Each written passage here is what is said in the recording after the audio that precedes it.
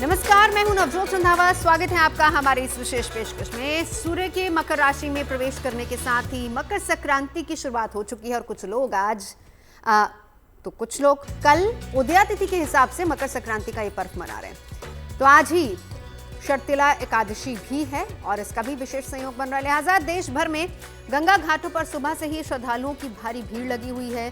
संगम नगरी में कल मकर संक्रांति पर बड़ा स्नान होगा। बहरहाल मान्यता यह भी है कि मकर संक्रांति के साथ ही शुभ और मांगलिक कार्यों की शुरुआत हो जाती है, लेकिन जनवरी में शादी ब्याह का कोई मुहूर्त नहीं पड़ रहा है। दरअसल मकर संक्रांति को लेकर देश भर में रौनक है, साथ ही खरमास की समाप्ति पर मांगलिक कार्यों के शुरू होने का भी इंतजार है। ऐसे में सवाल यह है कि कब आएगी विवाह की मंगल बेला। और सबसे ज्यादा गौर करने वाली बात यह कि मकर संक्रांति आ गई है, लेकिन यह संक्रांति अभी शादी के शुभ मुहूर्त नहीं लाई है। तो जनवरी में क्यों नहीं बजेगी शहनाई? खत्म हुआ खरमास, पर जारी है शुभ कार्यों का वनवास।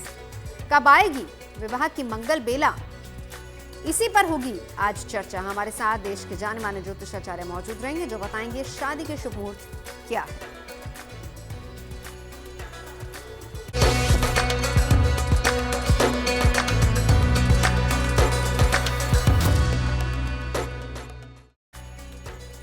तो खरमास की समाप्ति हो रही है, सूर्य उत्तरायण हो रहे हैं, इसके बावजूद इस महीने शादी के मुहूर्त नहीं है। दरअसल हम आपको ये भी साथ ही साथ बताते चले कि मकर राशि में सूर्य के प्रवेश पर मकर संक्रांति होती है, पर जनवरी में शादी के शुभ मुहूर्त नहीं बन रहे हैं। जनवरी में सिर्फ बसंत पंचमी का अबूझ मुहूर्त है। अबूझ तिथि में बिना कोई मुहूर्त देखे ही आप शुभ कार्य कर सकते हैं। और जनवरी में की तरह ही अगर हम अगस्त, सितंबर, अक्टूबर की भी बात करें तो उस समय भी शादी का कोई मुहूर्त नहीं है। 12 में से केवल 8 महीने ही शादी के मुहूर्त हैं। फरवरी में विवाह के सबसे ज्यादा मुहूर्त होंगे और 5 फरवरी से शादी सीजन की शुरुआत भी होने वाली है। शुक्र के अस्त होने की वजह से जनवरी में मुहूर्त नहीं निकल रहे हैं। फरवरी में मूलाष्टक लगने की वजह से भी विवाह के मुहूर्त आखिर में बहुत सीमित रह जाएंगे। तो चलिए इसी पर आज हम चर्चा करने वाले खास मेहमान हमारे साथ जुड़ चुके हैं। वानरा जी स्टूडियो में मेरे साथ मौजूद है। डॉक्टर सुमित्रा अग्रवाल भी हमारे साथ जुड़ चुकी हैं। पंडित अरविंद शुक्ला भी हमारे साथ मौजूद हैं। आचार्य गौरव भी हमारे साथ मौजूद है। आप सभी का बहुत बहुत स्वागत है। अरविंद शुक्ला जी, आपसे मैं जानना चाहूंगी कि शुभ मुहूर्त कितने हैं और इस बार कम क्यों है कंपैरेटिव अगर देखा जाए तो? जी, देखिए इस बार शुभ मुहूर्त कम इसलिए है जनवरी में, क्योंकि जैसे बृहस्पति या शुक्र ये दोनों ग्रहों में से कोई भी अस्त हो जाते हैं तो मांगलिक कार्य नहीं होता है, क्योंकि मांगलिक कार्य का कारक जो ग्रह है वो बृहस्पति है और मांगलिक कार्य में जो भोग की, आनंद की और ऐश्वर्य की या लग्जरी लाइफ को प्रदान करने वाला वो शुक्र है। तो इसलिए अस्त है। इस वजह से आपका मांगलिक कार्य जो है जनवरी माह में नहीं है, फरवरी से प्रारंभ होगा। इस साल की एक और चीज़ खासियत बता दें कि अभी इसमें खर मास इसमें पुरुषोत्तम मास भी आएगा। पुरुषोत्तम मास में भी वह महीना उत्तम कहा गया है, अर्थात उस महीने को नाम भगवान ने अपने नाम से जोड़ा है, पुरुषोत्तम कहा है। लेकिन पुरुषोत्तम मास में भी शादी विवाह के मुहूर्त नहीं रहेंगे, यानी उनमें भी कार्य नहीं होगा। अभी आपका एक मुहूर्त आएगा बसंत पंचमी का। तो जैसे बसंत पंचमी हुई, आपकी शिवरात्रि हुई, आपकी जो है ये कुछ ऐसी जो है अबूझ साया मुहूर्त होते हैं जिनमें बगैर बूझे यानी बगैर पूछे हुए आप जो है मांगलिक कार्य कर सकते हो। तो इसमें इस टाइम पे जो दिक्कत ये है कि अस्त ग्रह होने के कारण आपका मुहूर्त जनवरी में नहीं है। ये मेन बात है। वान्या जी, देखिए खरमास खत्म हो गया है और यही कहा जा रहा था कि शुभ कार्यों की शुरुआत हो जाएगी। आज मकर संक्रांति है, कुछ लोग आज इस पर्व को मना रहे हैं, कुछ लोग कल इस पर्व को मनाएंगे। लेकिन इसी के साथ साथ जब हम शुभ कार्यों की बात करते हैं तो अभी भी कहा जा रहा है कि शुभ कार्यों पर विराम लगा हुआ है। जी, आप यदि एक मतलब कहें तो मैं एक बात, आप जो शुभ कार्य कह रही है ना, शुभ कार्य और जो शादी वाला है ये मांगलिक कार्य है। तो शुभ कार्य हो रहे हैं, मांगलिक कार्य नहीं प्रारंभ हुए। जी वान्या जी। थैंक यू नवजोत जी। सबसे पहले जीएनटी के माध्यम से आप सभी को मेरा नमस्कार। इसका जैसे नवजोत जी कह रही हैं कि यहाँ पर जो है 14 जनवरी जो कि मकर संक्रांति आ चुकी है, जहाँ पर जो है हम सारे ऑस्पिशियस कार्यों की जो शुरुआत होती है वो हमारी लाइफ में शुरू हो जाती है। लेकिन इस बार जो है आपको उस पर्टिकुलर पीरियड में थोड़ा सा एक्सटेंशन मिलेगा। यहाँ पर एक चीज़ बहुत समझने वाली है कि जब भी हम किसी मैरिज की कंसिडरेशन करते हैं तो हमें किन किन बातों का खास ध्यान रखना होता है, और इस बार ये एक्सटेंशन है तो क्यों है। तो मैरिज के लिए बहुत सारे जो पॉइंटर्स होते हैं वो बहुत ज़्यादा इंपॉर्टेंट होते हैं। अब इसमें शुक्र जो है वो सबसे ज़्यादा इंपॉर्टेंट है, गुरु जो है वो बहुत ज़्यादा इंपॉर्टेंट है। एक मेल के लिए शुक्र बहुत इंपॉर्टेंट है, फीमेल के लिए गुरु बहुत इंपॉर्टेंट है। शुक्र यहाँ पर अस्त है, 1 फरवरी तक शुक्र अस्त रहेंगे। यही रीज़न है ये जो 20 डेज का आपको पूरा एक्सटेंशन मिल रहा है, और ये जो मुहूर्त है ये आपके फरवरी से शुरू होंगे। अब टोटल ओवरऑल अगर हम इस साल को 2026 को कंसीडर करते हैं तो अप्रॉक्स 56 अप्रॉक्सीमेटली इस साल के हमें मुहूर्त मिल रहे हैं। लेकिन उसमें जो है बहुत ज़्यादा डिमिनिशिंग है, क्योंकि जब भी हम इस तरह की चीज़ें देखते हैं तो खाली हम मुहूर्त नहीं देखते, इसमें जो है हम लगन भी देखेंगे। जब हम मेल फीमेल का चार्ट मिलाते हैं इसमें हम राशि भी देखते हैं, इसमें हम नक्षत्र भी देखते हैं, इसमें हम वर्ण भी देखते हैं, इसमें हम नाड़ी दोष भी देखते हैं, इसमें हम भकुट दोष भी देखते हैं। इसमें जो है क्योंकि हर राशि के लिए हर मंथ जो है वो ऑस्पिशियस नहीं होता है, तो बहुत सारे परमुटेशन और कॉम्बिनेशन जो है यहाँ पर निकलते हैं। लेकिन फिर भी हमारे फरवरी से काफ़ी सारे खास मुहूर्त जो है वो आपके इस साल के शुरू हो जाएंगे। मैं आपको एक बार डेट्स भी बता देती हूँ। तो यहाँ पर जो है 3 फरवरी, 5 फरवरी, 6 फरवरी, 8 फरवरी, 10 फरवरी, 12 फरवरी, 14 फरवरी, 19 फरवरी, 20 फरवरी और 21 फरवरी। यही तो इस फेब में हमारे पास काफी सारे प्लेंटी ऑफ मुहूर्त हैं, और उसमें भी कुछ ऑस्पिशियस डेट्स हैं जैसे बसंत पंचमी हो गई या आने वाली अपकमिंग फॉलोड बाय ऐसी डेट्स जिसमें कोई मुहूर्त की जरूरत नहीं है। 2 चीजें, अब सुमित्रा जी आपके पास आऊंगी, डॉक्टर सुमित्रा भी हमारे साथ मौजूद हैं। अब पहले तो कब तक शुक्र अस्त रहेंगे और इसका असर कितना होता है अगर इस दरमियान, क्योंकि जो शुभ तारीख है उसका जिक्र बान्या जी ने कर तो दिया, लेकिन बहुत सारी ऐसी जगह हैं, हालांकि आपने कहा कि होलाष्टक जब शुरू होता है तब भी आप शादी ब्याह जैसे शुभ कार्य आप नहीं कर पाते, लेकिन कई जगह हमने ये भी देखा गया है कि उस दौरान भी ये होते हैं। जरा ये समझाइए हमें कि पहली बात शुक्र कब तक अस्त हैं और कौन कौन सी इंपॉर्टेंट डेट्स हैं जो इस बार शुभ बन रही हैं। जी बिल्कुल, जीएनटी के माध्यम से आप सबको पहले मकर संक्रांति की शुभकामनाएं। सबसे महत्वपूर्ण बात बोलूंगी नवजोत जी, जब हम बोल रहे हैं कि शुभ मुहूर्त कब है, तो एक तो पहले उत्तरायण दक्षिणायन ये इंपॉर्टेंट हो जाता है। जब तक उत्तरायण नहीं होगी तो शुभ मुहूर्त शुरू ही नहीं होते। अब उत्तरायण शुरू होने के बाद 2 इम्पॉर्टेंट प्लैनेट होते हैं जैसे शुक्र और गुरु। ये हमारे जितने भी पंचांग है उसमें भी ये बोला जाता है, शास्त्रों में बोला जाता है, अगर शुक्र या गुरु इन दोनों में से कोई भी अस्त है तो शुभ मुहूर्त नहीं होता। अब अगर फरवरी की बात करती हूँ तो फरवरी में 2 तारीख तक तो वैसे भी मैरिज नहीं हो सकती क्योंकि शुक्र अस्त है। अब बात है कि कौन से ऑस्पिशियस मुहूर्त है, जैसे फरवरी के वानिया जी ने ऑलरेडी बोला है 5, 6, 8, 10, 12, 14, 19, 20 और 21। अब मार्च की बात करते हैं तो मार्च में 4, 7, 8, 9, 11, 12। एक इम्पॉर्टेंट बात समझने की है कि जब हम बोल रहे हैं होलाष्टक की बात, तो काफ़ी सारी जगहों पे जैसा कि आपने भी बताया, काफ़ी सारी जगहों पे 24 को माना गया है, 24, 25, 26 को माना गया है कि शादी हो सकती है। पर अगर बात करें होलाष्टक की तो वो 8 दिन का होलाष्टक का पीरियड होता है जो 24 फरवरी को चालू होगा, 3 मार्च तक चलेगा। इससे जुड़ी 2 कथाएं हैं। एक कथा ये है कि प्रहलाद को अगर मारा गया, मारने की जो कोशिश की गई, उसके बाद होलिका का दहन होता है, लेकिन वो सिर्फ फाइनल डे उसी दिन ऐसी कोशिश की गई उसे मारने की, ऐसा नहीं है। 8 दिनों तक कभी उसे जहर दिया गया, कभी उसे पहाड़ से गिराने की कोशिश की गई, तरह तरह के उपाय किए गए उसे मारने के लिए। तो ये बहुत ज़्यादा पीड़ा, दुख और कष्ट का माने पीरियड था ये 8 दिन। तो इस 8 दिन तो बिल्कुल भी शादी इसलिए वर्जित है बिकॉज हम शादी में कहीं ना कहीं ग्रहों की एनर्जी चाहते हैं, उनसे आशीर्वाद चाहते हैं, और ग्रह अगर वीक है तो वो हमें हेल्प आउट नहीं कर सकते। दूसरी कथा कामदेव की है। जब हम जानते हैं कि जब सती जब देह त्याग देती हैं उसके बाद शिव जी एंड में जाकर घोर साधना में बैठ जाते हैं। जब वो साधना में बैठते हैं तो पूरी प्रकृति के जो संचालन जो करना है या बाकी सारी चीज़ें बहुत डिस्टर्ब हो जाती है। तो जो पार्वती जी जो शिव जी से शादी करना चाहती है वो कामदेव से हेल्प मांगती हैं कि आप इनकी योग निद्रा को भंग करो। तो वो पुष्प जो एरो होता है उन्होंने मारा था शिव जी के ऊपर इसी पीरियड में। तो भगवान जब अपनी तीसरी नेत्र खोलते हैं और कामदेव को जला देते हैं, तो ये 8 दिन तक रति भी उस समय तपस्या कर रही होती है, बहुत हार्ड वो तपस्या होती है, वो चाहती है कि उनके पति वापस जीवित हों, तो भगवान उन्हें 8 दिन बाद जब आशीर्वाद देते हैं तब वो वापस नॉर्मलाइज होते हैं। तो ये जो पीरियड है ना पूरा, ये दुख, क्रोध और कहीं ना कहीं पुनर्जीवित होने का और यातनाओं का, तो इसलिए ये 8 दिन तो वैसे भी शादियां नहीं हो सकती। जो आप होलाष्टक की बात लोकल कर रही हैं। एरियाज में कुछ ऐसे पंचांग, हाँ हाँ, कई लेकिन कई वही लोकल वही मैं पंचांग उसी होते पर हैं आ और रही थी। कुछ horoscope ऐसे के हिसाब से भी 24, बहुत 25, सारे 26 कुछ देखने ऐसे पंचांग है जिसमें ये तिथियां भी शुभ बताई गई हैं। जी, तो वो पत्रिका के हिसाब से अगर आपके पंडित जी बोलते हैं, बट आइडियली तो नहीं होना चाहिए, क्योंकि ठीक है। हम मैरिज कर ही रहे हैं स्टेबिलिटी के लिए। आज के डेट में मैरिज में स्टेबिलिटी सबसे ज्यादा इंपॉर्टेंट है। हाँ। तो स्टेबिलिटी के लिए हम कोशिश ये करते हैं कि हमें ग्रहों से भी सपोर्ट मिलता रहे, ताकि स्टेबिलिटी और अंडरस्टैंडिंग बनी रहे। इसलिए उस बिल्कुल। समय आइडियली कोशिश करनी चाहिए, क्योंकि बहुत सारे मुहूर्त अवेलेबल है। बिल्कुल, ये 3 हाँ। दिन छोड़ ही देते हैं अपने। अब विवाह की तिथियों की बात हो रही है।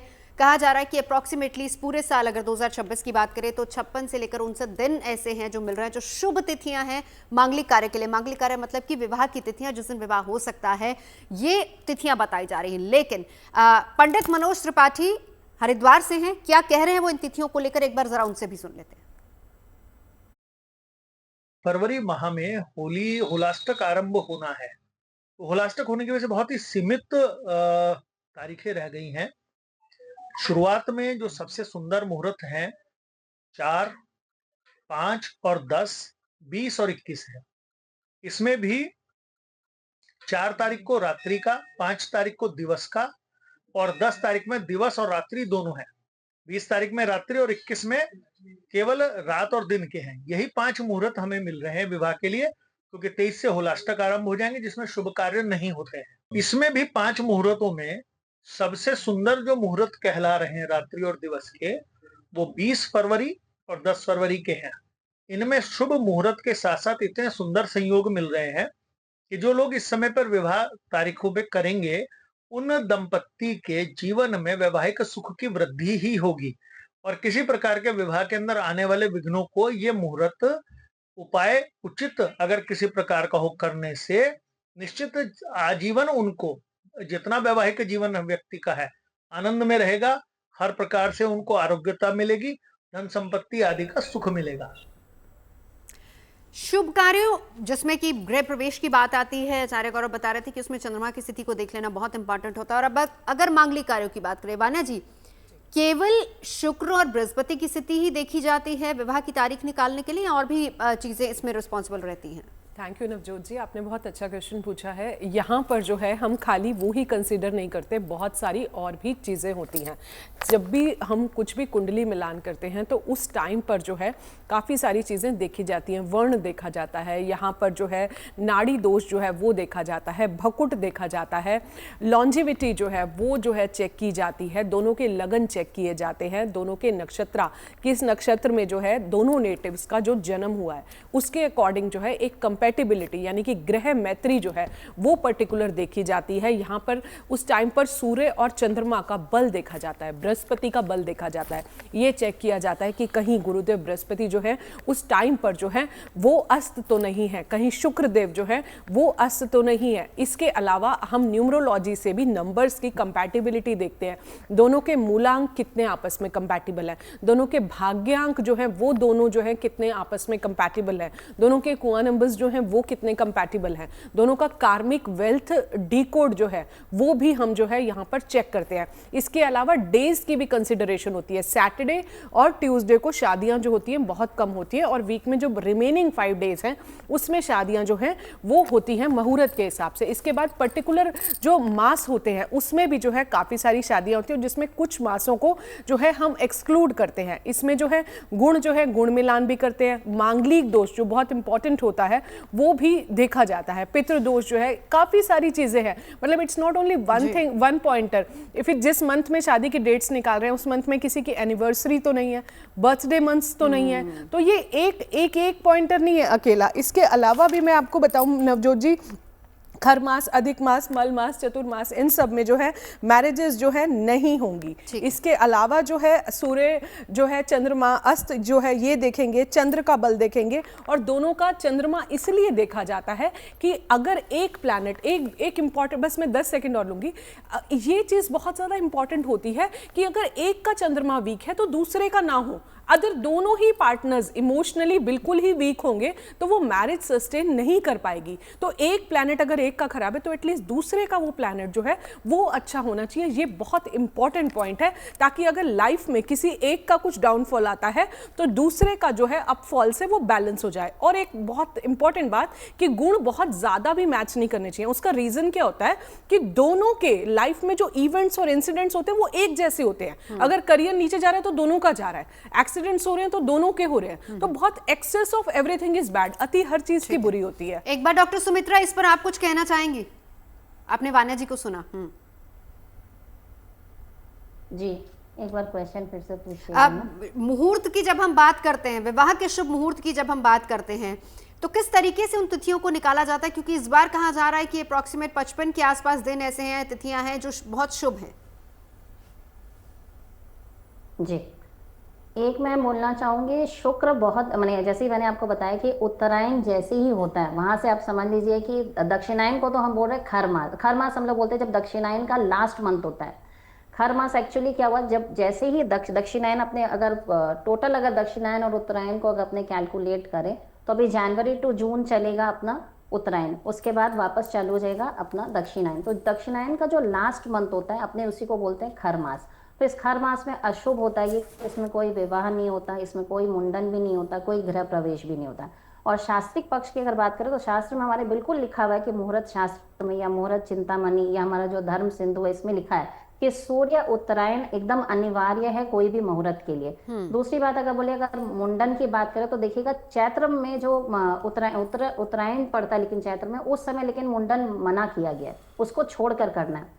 जैसे विद्या आरंभ हुआ या फिर यज्ञ हुआ, इसमें उत्तरायण इंपॉर्टेंट होता है। एक चीज और इम्पॉर्टेंट बताई गई कि शुक्र को हम लोग बोलते हैं कलत्र कारक, मतलब ये पत्नी और जीवन साथी का कारक होता है। तो अगर हम चाहते हैं हमारा मैरिज अच्छा चले तो शुक्र हमारे लिए इम्पोर्टेंट है, इसलिए शुक्र अभी अस्त है, इसलिए शुक्र अस्त होने से शादी नहीं हो रहा है। इसीलिए दाम्पत्य सुख, वैवाहिक जीवन, प्रेम, आकर्षण, सौंदर्य, धन, ऐश्वर्य और सांसारिक जो भी सुख है, इसके लिए शुक्र अच्छा होना बहुत जरूरी है। तो मैरिज में खुशहाली और स्थिरता दोनों नहीं आएगी। दोनों बिल्कुल। अरविंद शुक्ला जी आपके पास आना चाहूंगी। अब देखिए 3 तारीख तक कहा जा रहा है कि शुक्र अस्त है, मतलब इसका सीधे तौर पर मतलब यह है कि शादी की कोई शुभ तिथि है नहीं, लेकिन ऐसे समय में भी कुछ अबूझ मुहूर्त भी होते हैं। उनका अर्थ क्या रहता है और उस दिन क्या शादी की जा सकती है? मांगलिक कार्य की अगर मैं बात करूं। अबूझ शब्द जैसे आपने लिया तो अबूझ का मतलब होता है कि कोई बूझने की आवश्यकता नहीं है। कुछ तिथियां होती हैं जो अपने आप में जो है स्वयमेव सिद्ध मुहूर्त होता है। जैसे कि आपकी जो है वसंत पंचमी है, अभी शिवरात्रि आएगी, तो ये तिथियां क्या हैं कि अपने आप में भगवान का कार्य यहाँ पे हुआ है, यानी भगवान स्वयं शिव का विवाह हुआ है। वसंत पंचमी को भगवान शिव की लगन लिखी गई है, तो इन मुहूर्तों में जो है बूझने की जरूरत नहीं होती है।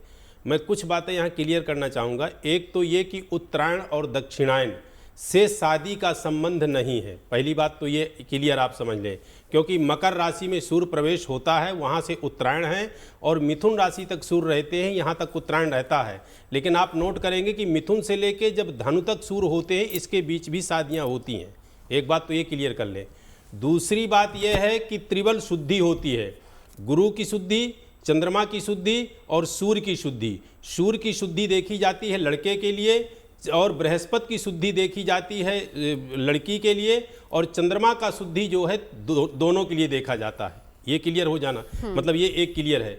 इसके अलावा अष्टकूट मिलान जो होता है, अष्टकूट मिलान में सभी 8 चीज़ें प्रधान होती हैं, वर्ण, तारा, वर्ष, भ्रकुट, गण, नाड़ी, ग्रह मैत्री। लेकिन इन 8 में सबसे ज़्यादा प्रधान नाड़ी और ग्रह मैत्री होती है, क्योंकि नाड़ी माने होता है नब्ज, हमारी नब्ज चल रही है तो जीवन है, नब्ज ठहर गई तो जीवन ठहर गया। ग्रह मैत्री माने होता है आपसी तालमेल, आपसी संबंध, एक ये हो गया। और ख़ास बात क्लियर कर दूं, नाम राशि प्रधानित्वम जन्म राशि न विद्यते, जन्म राशि प्रधानित्वम नाम राशि न चिंतयेत। कुछ जगह पे नाम राशि से विचार किया जाता है और कुछ जगह पे जन्म राशि से। तो ये जानकारी होनी चाहिए कि विवाह में सदैव जन्म राशि से जो है विचार किया जाता है। अन्य कार्यों में मुंडन कार्य हुआ, विवाह कार्य हुआ, उपनयन हुआ, यज्ञोपवीत संस्कार आदि में नाम राशि प्रधान होती है, अन्य नहीं जन्म राशि प्रधान होती, माफ कीजिएगा, और अन्य जगह पे नाम राशि होती है। तो इसलिए इसमें आप लोग ये भ्रमित न रहे कि उत्तरायण और दक्षिणायन पुष्य जैसा नक्षत्र होता है जो कि शादी में ग्राह्य नहीं होता, सर्वोत्तम होता है। तो शादी के अलग नक्षत्र होते हैं, इनकी अलग तिथियां होती हैं और अलग दिन। सुमित्रा जी, आज मना रही है मकर संक्रांति या कल मनाएंगी? बिल्कुल कल मनाएंगे मकर संक्रांति, उदया तिथि के हिसाब से आप चल रहे को मानते हैं। बिल्कुल।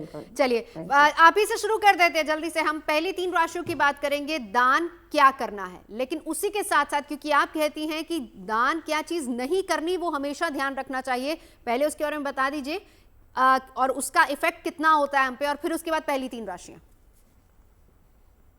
जी देखिए, अगर जन्म पत्रिका में हम देखते हैं कि हम 12 राशियों के माने 12 तो राशियां हैं और फिर 9 हमारे ग्रह हैं, तो अगर ग्रह हमारी पत्रिका में कमजोर है और हमने उसका दान कर दिया तो हमने तो उसको और पीड़ित कर दिया। तो ये काम कभी ना करें। तो खास कुछ बातें ध्यान रखने की कि मेष राशि वाले गलती से भी व्हाइट या ब्लैक कलर का कोई चीज़ दान ना करें, या सफ़ेद तिल या काला तिल। जब मैं कलर बोल रही हूँ तो अगर वो उसी कलर का आपका तिल है तो बिल्कुल दान ना करें। तो मेष वाले सफ़ेद और काला तिल दान ना करें। वृष राशि वाले लाल रंग की कोई चीज़ या ब्लैक कलर का ब्लैक तिल बिल्कुल दान ना करें। मिथुन राशि वाले लाल या फिर सफ़ेद रंग की कोई चीज़ का दान ना करें। कर्क वाले लाल रंग की किसी भी चीज़ का दान ना करें। सिंह वाले ब्लैक कलर की या ब्लू कलर की कोई भी चीज़ दान ना करें। कन्या वाले ब्लैक या रेड कलर की कोई चीज़ दान ना करें। तुला वाले ब्लैक या कोई भी कड़वी चीज़ दान ना करें। वृश्चिक वाले वाइट का बिल्कुल भी दान ना करें। और अगर बात करते हो धनु राशि की तो वो ब्लैक कलर की किसी भी चीज़ का दान ना करें। मकर राशि वाले वाइट या रेड दान ना करें। कुंभ वाले येलो कलर की किसी भी चीज़ का दान ना करें। और मीन राशि वाले ब्लैक किसी भी चीज़ का दान ना करें। अब बात करती हूँ 3 राशियों की। मेष राशि वाले क्या दान कर सकते हैं? लाल कपड़ा आप दान कर सकते हैं, गुड़ दान कर सकते हैं, गेहूँ दान कर सकते हैं, तांबा दान कर सकते हैं, तिल दान कर सकते हैं। कोई भी आप कोशिश करें कोई लाल चीज़ भी दान कर सकते हैं। मूंगफली भी दान कर सकते हैं। देखिए मूंगफली का अगर आप उसको स्ट्रक्चर देखें तो बाहर वो ऑलमोस्ट रेडिश कलर का होता है, तो आपके लिए बहुत अच्छा है कि आप मूंगफली दान करें। वृष राशि की बात करूं तो सफ़ेद कपड़ा हुआ, चावल, दूध, दही, चीनी और तिल और खीर या घी का दान कर सकते हैं, मतलब वाइट कलर की चीज़ों का दान करें। मिथुन राशि वाले ग्रीन कपड़े दान कर सकते हैं, या ग्रीन जो हमारा दाल होता है वो दान कर सकते हैं, या ग्रीन वेजिटेबल्स। काफ़ी लोग देखिएगा साग दान करते हैं। तो मिथुन राशि वालों के लिए तो ये। कर्क राशि वाले चावल, दूध और मिठाई, सफ़ेद रंग की मिठाई का दान कर सकते हैं, या चांदी की कोई चीज़ का अगर आप चाहें तो दान कर सकते हैं, या काला तिल भी दान कर सकते हैं। होलाष्टक तक हमने बात की थी, उस पर समझा भी था, लेकिन अब वाना जी आपके पास आते हैं तो होली के बाद कौन सी शुभ तिथियां बनती नजर आ रही? जी, अगर हम होली के बाद की हम जैसे शुभ तिथियां बताते हैं तो हम यहाँ पर मैं आपको मार्च की भी डेट्स बता देती हूँ। 7, 8, 9, 11 और 12। अप्रैल की अगर हम बात करते हैं तो 15 अप्रैल, 20 अप्रैल, 21 अप्रैल, 25 अप्रैल, 26 अप्रैल, 27 अप्रैल, 28 अप्रैल और 29 अप्रैल। ये जो डेट्स हैं ये बहुत ज़्यादा इंपॉर्टेंट है। आप इनको जो है किसी भी मांगलिक कार्य के लिए यूज़ कर सकते हैं। इसमें मैं एक बात को और ऐड करना चाहूँगी कि जब भी आप इस तरह की कोई भी कंसिडरेशन करते हैं तो आप एक चीज़ का हमेशा ध्यान रखें, जिस भी जन्म नक्षत्र में जो नेटिव पैदा हुआ है वो नक्षत्र उसका कभी भी बुरा नहीं करता, फिर चाहे वो किसी मेलिफिक प्लैनेट का नक्षत्र क्यों ना हो, चाहे वो केतु का नक्षत्र हो, चाहे वो राहु का नक्षत्र हो। तो आप ये बहुत अच्छे से कंसीडर करें। होरा बहुत ज्यादा इंपॉर्टेंट होता है। होरा को हमेशा आप अपने माइंड में रखें कि आप जैसे गुरु के होरा में आप ऑस्पिशियस कार्य जो है वो कर सकते हैं। वीनस होरा में आप मैरिजेस को, जैसे मार्स का होरा जो होता है थोड़ा सा एग्रेसिव होरा होता है। उसके अलावा खाली यहीं तक सीमित नहीं है चीजें। कृष्णामूर्ति पद्धति में भी अगर हम देखें, जब हम मैरिज को मिलाते हैं तो 2, 5, 7, 11 आपकी लव मैरिजेस दिखाता है। 2, 7, 11 आपकी अरेंज मैरिजेस दिखाता है। आप हमेशा एक चीज को याद रखें, नाड़ी नक्षत्र में 1, 6, 10 कम से कम होना चाहिए और दोनों नेटिव्स में तो बिल्कुल भी नहीं होना चाहिए। अगर 1, 6, 10 दोनों में होता है तो वो भी एक इशू होता है। तो आप ये 2, 5, 7, 11 को नोट कर लीजिए। नाड़ी नक्षत्र में ये बहुत ज्यादा इंपॉर्टेंट रोल प्ले करता है। इसके अलावा जैसे सर्वार्थ सिद्धि योग हो गया, अभिजीत मुहूर्त हो गया, ये छोटी छोटी चीजें हैं लेकिन ये बहुत ज्यादा इंपॉर्टेंट है, तो इनको हमें बहुत ज्यादा लाइटली नहीं लेना। नवमांश चार्ट को जो है हमें बिल्कुल लाइटली नहीं लेना। और नवमांश में आपके 7th हाउस की क्या पोजीशन है और लगन चार्ट में आपके 7th हाउस की क्या पोजीशन है, 7th का लॉर्ड नवमांश में कैसे बैठा है, ये बहुत ज्यादा इंपॉर्टेंट पैरामीटर्स है। बिल्कुल। अब जल्दी से सुमित्रा जी, कर्क सिंह और कन्या राशि को भी बता दीजिए क्या दान करना है क्या नहीं करना। बिल्कुल। कर्क राशि वाले चावल दान करेंगे, दूध दान कर सकते हैं, सफ़ेद कोई मीठी चीज़ दान कर सकते हैं, चांदी दान कर सकते हैं, काला तिल दान कर सकते हैं। और इनके लिए बिल्कुल मना है, आप लाल रंग का कोई चीज़ बिल्कुल ना दान करें और हरा रंग का चीज़ बिल्कुल ना दान करें। अब बात करती हूँ सिंह राशि की। सिंह राशि वाले तिल, मसूर दाल, लाल कलर का कपड़ा और हो सके तो गजक और खिचड़ी इसका दान कर सकते हैं। और ये बिल्कुल कोशिश ये रखें सिंह वाले की ब्लैक या फिर ब्लू कलर की चीज़ों का दान ना करें। कन्या राशि वाले ग्रीन कलर का दान कर सकते हैं, तो ग्रीन मनी ग्रीन दाल हो सकता है, ग्रीन सब्जी हो सकती है, ग्रीन कपड़ा हो सकता है और खिचड़ी भी दान कर सकते हैं। और कोई भी ब्लैक या रेड कलर की चीज़ का दान नहीं करना है। अब तुला राशि की बात करूं तो वो सफ़ेद, लाल और कलर की चीज़ों का दान कर सकते हैं। उसमें कपड़ा भी हो सकता है, सफ़ेद जितनी भी चीज़ें होती हैं, दूध, घी, दही, इसका दान वो कर सकते हैं। दूध और खीर बना के उसका दान कर सकते हैं। कोशिश करेंगे कोई भी ब्लैक या कड़वी चीज़ का दान वो ना करें। बिल्कुल। चलिए हम बाकी राशियों की बात आगे करेंगे। अरविंद जी, अब आपके पास आती हूँ। शुभ दिनों की शुरुआत हो चुकी है लेकिन शुभ कार्य नहीं हो सकते, लेकिन फिर भी जनवरी महीने की हम बात करते हैं, इंतजार लोग कर रहे होते हैं, अगर फिर भी मजबूरी है कहीं कोई किसी शुभ कार्य के लिए हम जा रहे हैं तो क्या करें और कौन कौन से, अब इसमें मैं मांगलिक का जिक्र नहीं कर रही हूँ, मैं यहाँ पर शुभ कार्यों की बात कर रही हूँ, हम जनवरी महीने की ही बात करें। शुभ कार्य किस दिन और कैसे किए जा सकते हैं, अगर किसी को जाना ही है तो कैसे किया जाए वो कार्य? देखिए, बहुत शुभ दिन ही जनवरी में है, थोड़ा सा यदि आप उसको ढूंढेंगे तो मिलेंगे। 19 तारीख से आपकी जो है गुप्त नवरात्रि शुरू हो रहे हैं और गुप्त नवरात्रि परम शुभ कार्य के लिए होता है, परम तपस्या के लिए होता है। तो 19 तारीख से शुरू है, इसमें आप अपने बिल्कुल निश्चित रूप से शुभ कार्य कर सकते हैं, कहीं कोई संदेह नहीं है। और गुप्त नवरात्रि वो चीज़ें हैं जो कि गुप्त तपस्या के बलबूते पे आप हर चीज़ को प्राप्त करते हो। एक ये, इसके साथ साथ देखिए ऐसा है कि कोई भी हम कार्य करते हैं तो उसके लिए बीच बीच में हमारे पास जो है काफ़ी अच्छे मुहूर्त आते हैं, जैसे सर्वार्थ सिद्धि योग हो गया, रवि पुष्य हो गया, अमृत पुष्य जो है अमृत योग हो गए।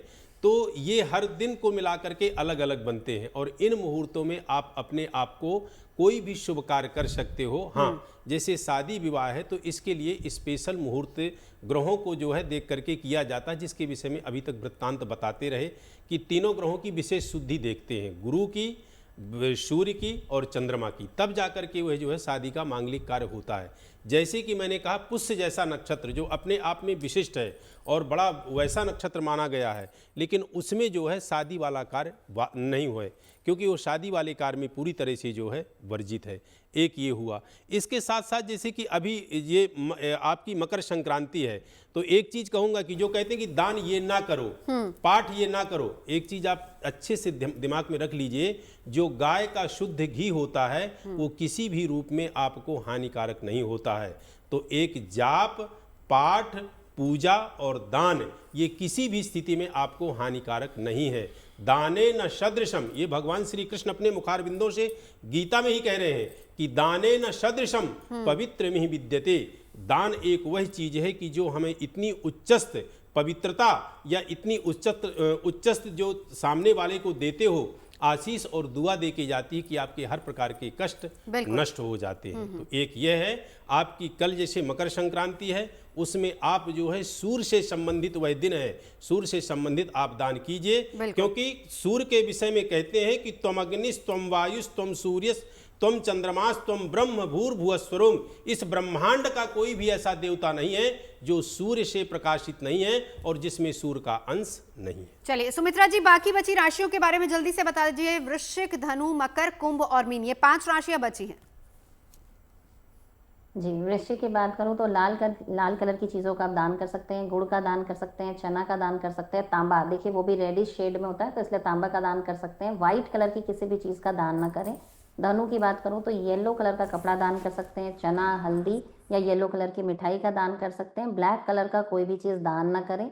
मकर राशि की बात करूं तो ब्लैक कलर का कंबल दान कर सकते हैं, ब्लैक तिल दान कर सकते हैं, सरसों का तेल भी आप दान कर सकते हैं और सफ़ेद और लाल रंग की चीज़ों को दान देने से बचें। कुंभ राशि की बात करूं तो वो भी ब्लैक कलर का कंबल दान कर सकते हैं, तिल दान कर सकते हैं, काली उड़द दान कर सकते हैं और खिचड़ी का भी दान कर सकते हैं। येलो कलर की चीज़ों का दान ना करें। मीन राशि की बात करती हूँ तो येलो वस्त्र इसका आप दान कर सकते हैं, चना दाल का दान कर सकते हैं, केला का दान कर सकते हैं, कोई भी येलो फूड या तिल का दान कर सकते हैं। ब्लैक कलर का दान कोशिश करें नहीं करने का। बिल्कुल। अब एक बार आचार्य गौरव आपके सूर्य पास से आते हुए, रिलेटेड एक इम्पॉर्टेंट बात है। हाँ बिल्कुल, सुमित्रा जी अपनी बात पूरी कर लीजिए पहले। हाँ, मैं ये बोलना चाहती हूँ सूर्य से रिलेटेड कई सारे शास्त्रों में कई जगहों पे एक बात लिखी है कि सूर्य का दान हर कोई व्यक्ति नहीं कर सकता, तो आप हमेशा अपने पंडित जी से गाइडलाइंस लें और उसी के हिसाब से दान को ज़रूर करें, क्योंकि जो चीज़ आपके पास कम है वो आप दे दोगे तो कहीं ना कहीं आप खुद भी तो और कमज़ोर हो जाओगे। हाँ। तो ग्रहों से हम आशीर्वाद ज़रूर लेंगे। मन को सात्विक रखें, मंत्रों का जाप ज़रूर करें, कुछ नहीं हो तो ओम सूर्याय नमः इस मंत्र का जाप करें। कंबल से रिलेटेड एक बात बोलना चाहूँगी, अभी हमारे यहाँ गंगा सागर मेला भी हो रहा है और लोग यहाँ जा रहे हैं और बहुत कंबलों का दान हो रहा है, बट आप पात्र को चुनकर ही दान करें, अपात्र को दान न करें, क्योंकि बहुत कुछ होते हैं उसके बाद आप समझ ही सकते हो कि वो लोग उसको सेल भी कर देते हैं और जिनको ज़रूरत है उनको नहीं मिलता। तो दान देने से पहले ज़रूर पात्र को जांचें और सही पात्र को दान करें। अगर आप मुझसे जुड़ करके अपनी समस्याओं का समाधान चाहते हैं और चाहते हैं कि आपकी समस्याओं को ज्योतिष के माध्यम से सुलझाया जाए, तो आप हमसे संपर्क कर सकते हैं, जुड़ सकते हैं एस्ट्रो तक पर।